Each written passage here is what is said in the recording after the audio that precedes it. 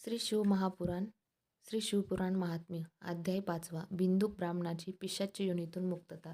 श्री गणेशाय नमः. सूत म्हणे शौनकजी, चंचुला भगवती देवीची अर्थात पार्वतीची मनपूर्वक सेवा करत असे एके दिवशी ती आनंदमग्न अंबिकेपाशी गेली. तिने तिला नमस्कार केला व मधुर शब्दांनी तिची स्तुती केली. चंचुला म्हणाली, हे गिरिराजनंदिनी, हे स्कंद माता, हे शंभूप्रिये उमा, तुला नमस्कार असो. तू सर्वांना सुखदायक आणि कल्याणप्रद आहेस. तू ब्रह्मस्वरूप आहेस. तू सगुण आहेस, निर्गुण आहेस. तू विश्वाची आदी कारक आहेस. जगाची निर्मिती, त्यांचे पालन व संरक्षण आणि त्यांचा संहार या सर्व गोष्टी तू लीलाय करतेस. सत्व रज तम या त्रिगुणांचा तूच आश्रय आहेस. तू सूक्ष्म तर आहेस. तू अनंत आहेस. तू आदी माया जगदंबा आहेस. तू सत चित्त आनंद स्वरूप आहेस. तू मूळ प्रकृती आहेस. तू भक्तवत्सल आणि भक्ताभिमानी आहेस. ब्रह्मा विष्णू महेश यांना कार्यप्रवृत्त करून त्यांना उत्तम प्रतिष्ठा मिळवून देणारी आहेस. तू संत सज्जनांचा कैवार घेणारी आहेस. तू असुरांचा नाश करणारी आहेस. तू पराशक्ती आहेस.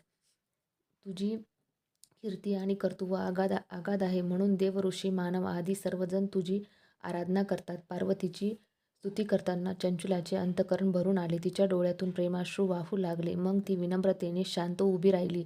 तिची अवस्था पाहून पार्वतीला मोठे समाधान वाटले. तिने तिच्याकडे करुणामयी दृष्टीने पाहिले. ती म्हणाली, चंचुले सखी, शिवलोकी सद्गती प्राप्त झाल्यामुळे तुझ्या मनात आम्हा दोघांबद्दल अपार कृतज्ञता आहे, हे मी जाणते.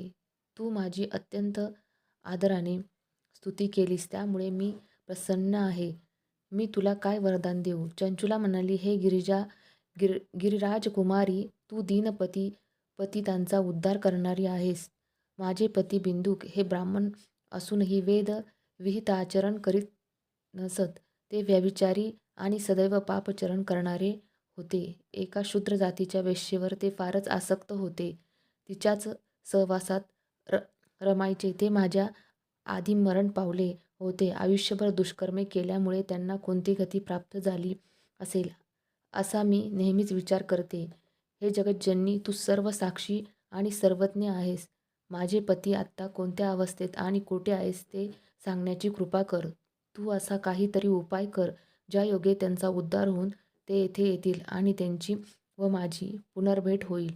पार्वती म्हणाली, मुली, तुझा पती बिंदुक दुष्ट आणि महापातकी होता. त्याचे अंतःकरण दूषित होते. तो अतिशय दुःखद अवस्थेत निधन पावला. वेश्यागमन केल्यामुळे त्या मूर्खाला प्रदीर्घ काळ नरकात खितपत पडावे लागले. तेथे त्यांचे अगणित यातना भोगल्या. उर्वरित पाप भोगण्यासाठी ते विंध्य पर्वतावर पिशाच्य रूपाने भटकत आहे. तहान भुकेने व्याकुळ होऊन नाना प्रकारचे क्लेश भोगत आहे. सूत म्हणाले, शौनकजी, गौरीच्या मुखातून बिंदुकाच्या दुर्गतीचे वर्णन ऐकून चंचुलेला अतिशय वाईट वाटले. ती दुःखाने हुंदके देऊ लागली. तिने कसेबसे स्वतःला आवरले.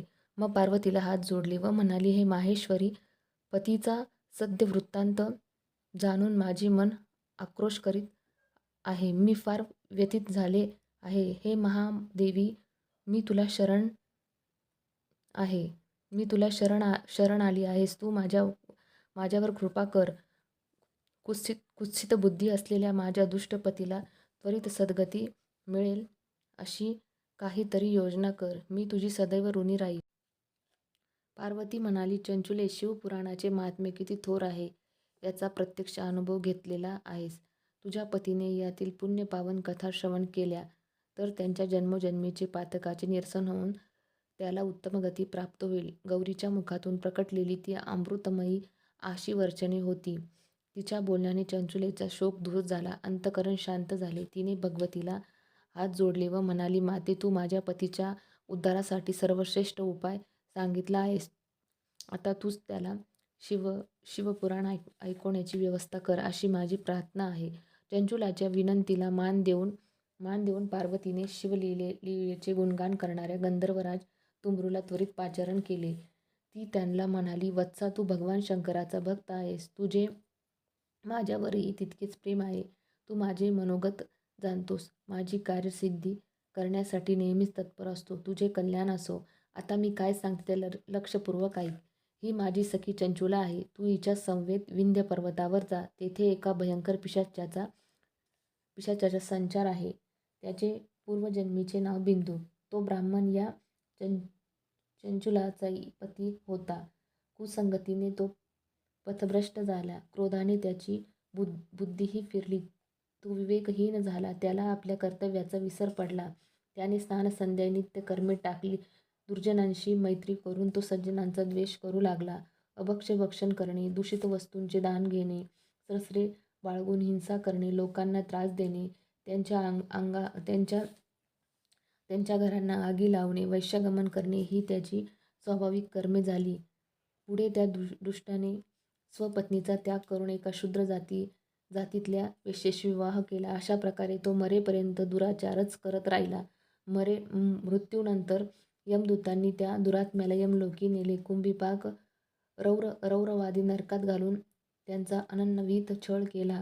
कालांतराने त्या पापात्म्याला पिशाच योनी जन्माला घातले. तोच बिंदूक आता पिशाच रूपाने विंध्य पर्वतात आपल्या उर्वरित पापांचे फळ भोगत आहे. शिवपुराणातील दिव्य कथा पापांचा नाश करून पुण्यवृद्धी करणाऱ्या आहेत. या कथांचे श्रवण हे सर्वोत्कृष्ट पुण्यकर्म आहे. तू त्यांच्या सम्मुख शिवपुराणांचे वाचन कर. त्या श्रवणाच्या प्रभावाने तो पापमुक्त होऊन त्याचे अंतःकरण शुद्ध होऊन तो प्रेतयोनीतून मुक्त होईल. त्या गर्तेतून बाहेर आल्यावर त्याला दिव्य विमानातून तू शिवलोकी घेऊन ये. त्याला शिवजींसमोर उपस्थित कर. सूत म्हणाले, शौनकजी, तुमरू हा नारदांचा मित्र. तो उमा महेश्वरांचा महान भक्त होता. अंबिकेने आपल्याला सेवेची संधी दिली याचा त्याला मनोमन खूपच आनंद झाला. आपल्या भाग्याचा हेवा वाटला. तो चंचुला समवेत घेऊन विमानाने विंध्य पर्वतावर आला. तेथे त्याला 11 विकळा असे एक पिशाच दिसले. त्याचे शरीर विशाळ होते. चेहऱ्याच्या मानाने त्याची हनवटी बरीच मोठी होती. ती कधी हसत होती, कधी रडत होती, तर कधी अस्ताव्यस्त उड्या मारत होते. आपल्या पतीची ती अवस्था पाहून चंचुला अतिशय वाईट वाटले. महासामर्थ्यवान तुमरूने पिशाच रूप बिंदूला पाशांनी बांधून टाकले. त्यानंतर पवित्र स्थान पाहून एका सुशोभित मंडप घातला. पिशाच्याला त्या मंडपात आणून बसवले. विंध्य पर्वतात अनेक ऋषीमुनी तपश्चर्येच्या उद्देशाने आश्रम बांधून राहत होते. एका पिशाच्याच्या उद्धारासाठी तुमरू भगवती अंबिकेच्या आज्ञेने शिवपुराणाचे वाचन करणार आहे. ही वार्ता बघता बघता सर्व दूर पसरली. त्या पावन शिवकथांचे आपल्यालाही श्रवण घडावे म्हणून अनेक वयोवृद्ध, तपोवृद्ध ऋषी आणि देवर्षी आपल्या शिष्यासह तेथे आले. तुमरूंनी त्या श्रवणाचे मनःपूर्वक स्वागत केले. त्यांना आदराने मंडपात बसवले. ते सर्व श्रोते स्वतःच्या कल्याणासाठी तेथे आले होते. एवढा मोठा श्रोतृ समुदाय पाहून तुमरूंचे मन प्रफुल्लित झाले. हातामध्ये वीणा घेऊन त्याने शिवपुराणातील अमृतकथा ऐकण्यास सुरुवात केली. त्याने पहिल्या विंध्येश्वर संहितेपासून 7व्या वायुसंहितेपर्यंत संपूर्ण शिवपुराण व त्यांचे महात्म्य वर्णन केले. त्या अमृतमधुर श्रवणाने उपस्थित श्रोते धन्य झाले. त्या पुण्यकथेच्या प्रभावाने बिंदूक ब्राह्मणाची पूर्वजन्मकृत संपूर्ण पापे जळून गेली. त्यांचे पुण्य वृद्धिंगत झाले. तो पिशाच योनीतून तत्काळ मुक्त झाला. त्याला रुद्रासमान दिव्य रूप प्राप्त झाले. भाळी तृतीय नेत्र, कर्पूर गौर विग्रह, कांती, श्वेत वस्त्रे परिधान केलेली आणि शिवासमान आभूषणे धारण केलेली अशी भस्मचर्चित तनू पाहून चंचुलाला खूप प्रसन्न वाटले. श्रोत्यांनीही आनंद व्यक्त केला. ते सर्वजण आश्चर्यचकित झाले होते. बिंदूक आणि चंचुलाने तुमरूसहित तेथे उपस्थित असलेल्या तपस्व्यांना अत्यंत आदराने नमस्कार केला. त्यांचे चित्त परमानंदाने भरून गेले होते. ते दोघे शिवजींचे यशोगान करू लागले. त्यांच्या मुखातून शिवस्तवन ऐकून श्रोतेही तल्लीन झाले. शिवपुराणाचे श्रवण ही त्या सर्व मंडळींसाठी फार मोठी पुण्यपर्वणी होती. तपोनिष्ठ ऋषींनी शिवप्रभूंचा उत्स्फूर्त जयजयकार केला. त्या जयजयकाराने विंध्य पर्वताचा सारा आसमंत दुमदुम गेला. त्यांनी बिंदूक आणि चंचुलाला अनेक शुभ आशीर्वाद दिले. तुमरूंचे आभार मानून ते सर्व ऋषीजन आपापल्या आश्रमात परतले. तेवढ्यात तेथे शिवलोकातून एक तेजस्वी विमान आले. बिंदूक आणि चंचुला त्या विमानात बसवून तुमरूंने कैलासाकडे प्रस्थान केले. मार्गामध्ये ते दाम्पत्य शिव महाप्रभूचे गुणगान करत होते. शिवलोकी भगवान शंकर आणि देवी पार्वतीने त्या दोघांचे प्रसन्नतेने स्वागत केले. त्यांनी बिंदुघातचा सत्कार केला. शंकरांनी त्यांना आपल्या पार्षद केले. अशा प्रकारे शिवपुराणाच्या श्रवणाने बिंदुक आणि चंचुला या दोघांचाही उद्धार झाला.